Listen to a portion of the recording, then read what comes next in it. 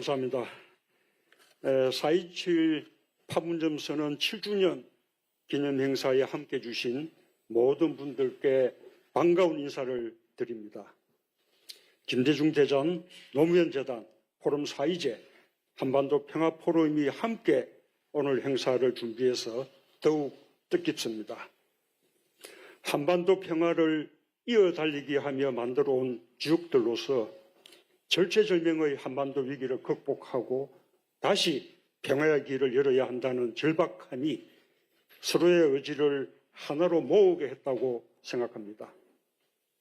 힘을 함께 모아주신 단체와 원로들께 그리고 함께 해주신 우리 우원식 국회의장님께 깊은 존경과 감사의 마음을 전합니다. 대통령직을 마치고 고향으로 돌아온 지 3년 되었습니다. 마음 편할 날이 없었던 3년이었습니다. 김대중, 노무현, 문재인 정부가 국민과 함께 공들여 이룩한 탑이 여기저기서 무너지는 소리를 들어야만 했습니다. 나라가 국민을 걱정하는 게 아니라 국민이 나라를 걱정해야 하는 나날이었습니다. 2차 세계대전 후 개도국에서 선진국으로 성격한 유일한 나라, 지난 80년간 세계에서 가장 성공한 나라라는 국민적 자부심이 무너졌습니다. 눈 떠보니 선진국이라는 자긍심은 사라지고 추락하는 대한민국이라는 탄식과 우려가 커져만 갔습니다. 전임 대통령으로서 마음이 더욱 참담하고 무거웠습니다. 지난 3년은 그야말로 반동과 퇴행의 시간이었습니다. 모든 분야에서 멈춰서고 뒷걸음질 쳤습니다.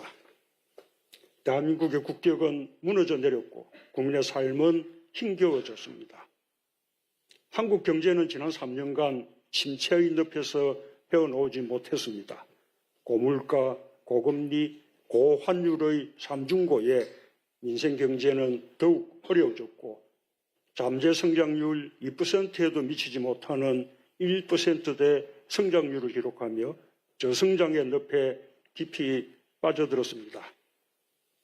한국 경제의 버팀목인 수출부터 최악의 성적을 보였습니다.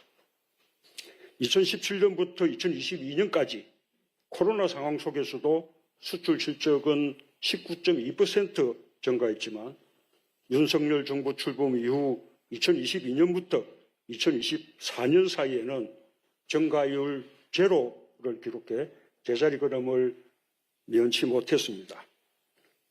민생 경제의 지표인 내수 소비는 더욱 침체됐습니다.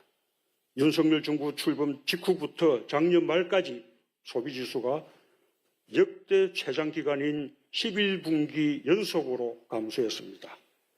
노동자 실질임금은 관련 통계가 집계된 이후 처음으로 해마다 감소했고 최고임금 역시 역대 최고치를 기록했습니다. 제조업 취업자 수도 관련 통계가 집계된 이후 가장 적었습니다. 이토록 경제가 어려운데도 국가 재정은 제 역할을 못했습니다. 경제를 살리기 위한 재정의 적극적 역할을 회피했고 오히려 막대한 세수 결손을 초래했습니다. 2023년과 2024년 각각 56조 원과 31조 원의 세수 결손에 이어 2027년까지 60조 원 이상의 추가 세수 감소가 전망되고 있습니다. 나라 곳간이 비면서 국가 경쟁력을 높이기 위한 투자와 서민들의 민생과 복지를 위한 정부 역할을 축소해야 하는 상황이 되었습니다. 윤석열 정부의 경제 실패와 무책임한 부자 감세에 기인한 것으로 세수 기반이 허물어지고 우리 경제의 대응력을 약화시킨 후과를 새로 출범하는 정부가 떠안게 되었습니다. 코로나 상황 속에서도 우리 경제를 지탱해내 OECD 주요국 가운데 최고의 성장률을 기록했던 전임 정부의 적극적 재정정책을 비난하면서 거꾸로 간 결과입니다. 민주주의 역시 지난 3년간 크게 후퇴했습니다. 영국 이코노미스트 부설 연구기관의 발표에 의하면 2021년 16위까지 상승했던 한국의 민주주의 지수는 윤석열 정부에서 큰 폭으로 하락하여 역대 최저점수, 최저순위를 기록했고 완전한 민주주의 국가에서 결함 있는 민주주의 국가로 전락하였습니다. 스웨덴 민주주의 다양성 연구소에서는 한국의 민주주의 체제 등급을 강등하며 한국을 독재화가 진행 중인 45개 국가 중 하나로 분류했고 국경 없는 기자회가 발표하는 언론 자유 지수도 큰 폭으로 하락하여 세계 62위로 떨어졌습니다. 부끄러운 일이 아닐 수 없습니다. 안에서 새는 바가지, 밖에서도 새는 법입니다. 한반도 평화와 남북관계는 지난 3년간 회복이 어려울 정도로 망가졌습니다. 한반도 평화를 향한 역대 정부의 성과와 노력은 송두리째 부정되었습니다.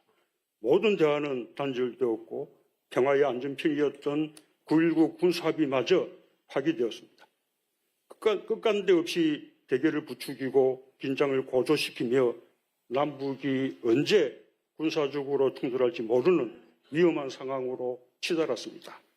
급기야는 윤석열 정부가 계엄을 위한 위기 상황을 조성하기 위해 의도적으로 남북 간의 군사적 충돌을 유발하려 했다는 정황까지 드러나 수사가 주목되고 있습니다. 윤석열 정부는 역대 정부가 개성해온 균형 외교를 파기하고 철진한 이념에 사로잡혀 편협한 진영 외교만 치중했습니다. 그 결과 주변국의 반발을 키우며 국익은 훼손되었고 평화와 번영의 땅이 되어야 할 한반도는 신냉전 대결의 최전선이 되었습니다. 이제 차기 정부의 최우선 과제가 됐지만 윤석열 정부가 망쳐놓은 외교를 다시 정상화하는 데는 많은 시간과 노력이 소요될 것입니다. 윤석열 정부의 모든 분야에 걸친 총체적인 국정 파탄은 대통령 한 사람의 실패가 아님을 보여줍니다. 집권 세력의 낡은 이념과 낡은 세계관, 낡은 안보관과 낡은 경제관이 거듭해서 총체적인 국정 실패를 초래해왔다는 교훈을 우리는 잊어서는 안 됩니다. 12.3 비상계엄은 대한민국 퇴행의 결정판이었습니다. 민주화된 우리나라에서 이러한 시대착오적 일이 대명천지에 벌어질 것이라고는 꿈에도 생각하지 못했습니다. 수십 년 전 군부 독재 시대에나 있었던 어둠의 역사가 오늘의 대한민국에서 재현되는 것을 보고 세계도 경악을 금치 못했습니다. 방심하면 언제든지 역사를 거스르는 퇴행적 시도가 일어날 수 있다는 것, 늘 깨어있는 시민들의 조직된 힘이 있어야 역사의 반동을 막고 계속 전진할 수 있다는 사실을 국민들은 새삼 절감하게 되었습니다. 반헌법적 비상계엄이 낭비인 상처와 후유증은 매우 깊습니다. 무엇보다도 가짜뉴스와 그릇된 신념과 망상에 기초한 정오와 혐오, 극단의 정치가 국민 통합을 해치고 민주주의를 위태롭게 하고 있습니다. 비정상과 몰창식이 판을 치며 민주주의를 근본에서부터 흔들고 있는 현실을 우리 사회가 심각하게 인식하고 이를 극복해 나가는 데 힘을 모아야 할 것입니다. 통합과 상생, 연대와 협치의 정치도 이 토대 위에서만 가능할 것입니다. 비상계엄이 남긴 경제적 손실 또한 엄청납니다. 한국은행은 국내 총생산이 6조 원 이상 증발한 것으로 추산했습니다. 비상계엄으로 인한 소비 위축으로 2달 만에 자영업자 수가 20만 명이나 감소하는 등 민생 경제에 준 악영향은 더욱 큽니다. 그나마 국회가 신속하게 계엄 해제를 의결하고 평화적으로 사태를 종식시킨 것이 환율과 주식시장의 충격을 완화하고 대외 신인도의 추락을 막을 수 있었습니다. 비상계엄은 국가 리더십 공백을 자초했습니다. 격변하는 국제 질서와 격화되는 글로벌 통상 전쟁에 적시에 대응하지 못함으로써 생긴 국가적 손실을 지금 우리는 겪고 있습니다. 역사는 때로는 후퇴하지만 결국 전진한다고 믿습니다. 대한민국은 전 세계가 경탄하는 놀라운 민주주의 회복력을 바탕으로 새롭게 시작하며 앞으로 나아갈 것입니다. 여전히 대한민국은 위대한 나라입니다. 지난 3년간 퇴행의 시간이었다고 해도 그동안 축적되어 온 대한민국의 국력과 위상은 쉽게 흔들리지 않습니다. 대한민국에는 위대한 국민이 있습니다. IMF 위기 극복에서, 촛불혁명에서, 코로나 대유행의 극복에서, 그리고 최근의 기초의 혁명까지 언제나 깨어있는 시민들의 성숙한 시민의식이 위기의 대한민국을 구하며 대한민국을 더욱 강하게 만드는 힘이 되었습니다. 이제 다시 새로운 출발점에 섰습니다. 국민들의 성숙한 시민의식이 역사의 수레바퀴를 다시 앞으로 돌리며 민주, 민생, 평화의 길로 나아갈 기회를 만들어냈습니다. 역사는 반복한다는 말이 있습니다. 돌이켜보면 역대 민주당 정부는 역대 보수 정권이 남긴 퇴행과 무능을 바로잡고 대한민국을 다시 전진시켜내는 것이 운명처럼 되었습니다. 국민이 선택하게 될 새 정부가 국민과 함께 훼손된 대한민국의 국격을 회복하고 더욱 유능하게 자랑스러운 나라를 만들어 나가길 기대합니다. 퇴행과 전진을 반복해온 역사도 이제 종지부를 찍을 때가 되었습니다.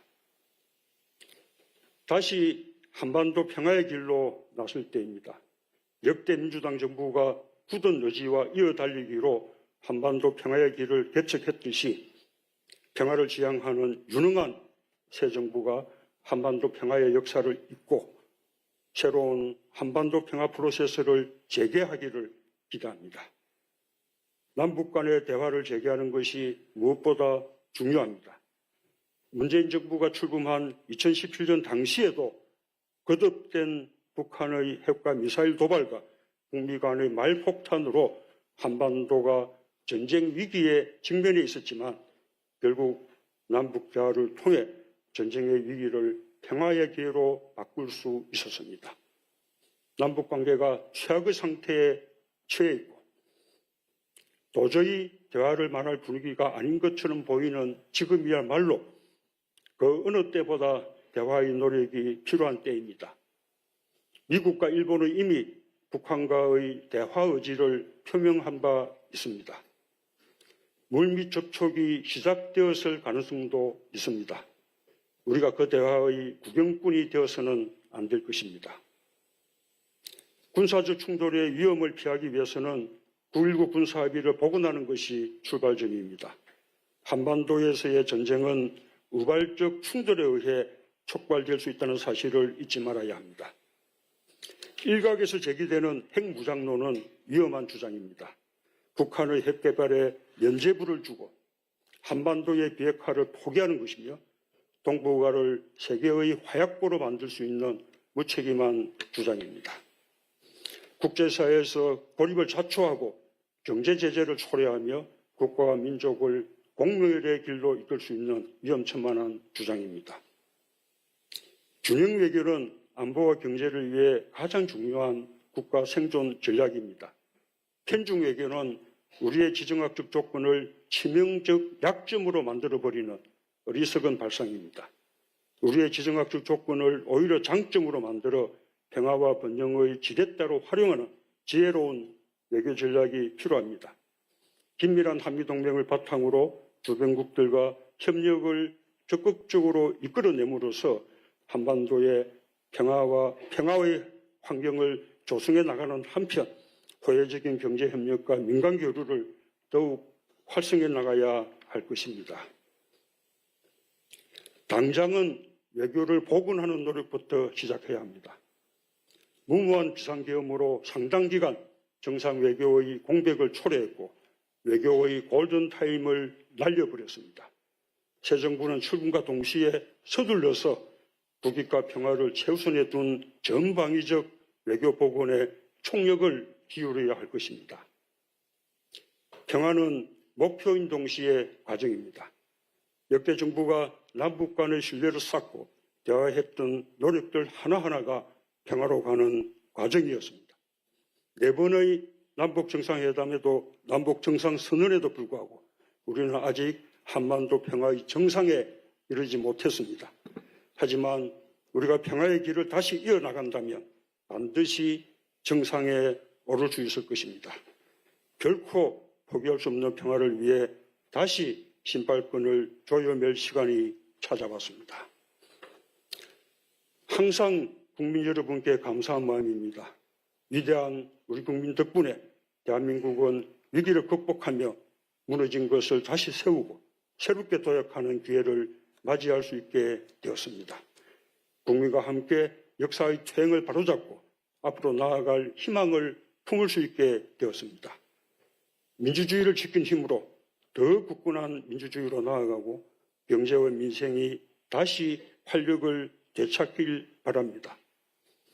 뜨거운 민주주의 열정이 평화를 향한 열망으로 모여 한반도에 새로운 평화의 시대가 열리길 기대합니다. 감사합니다.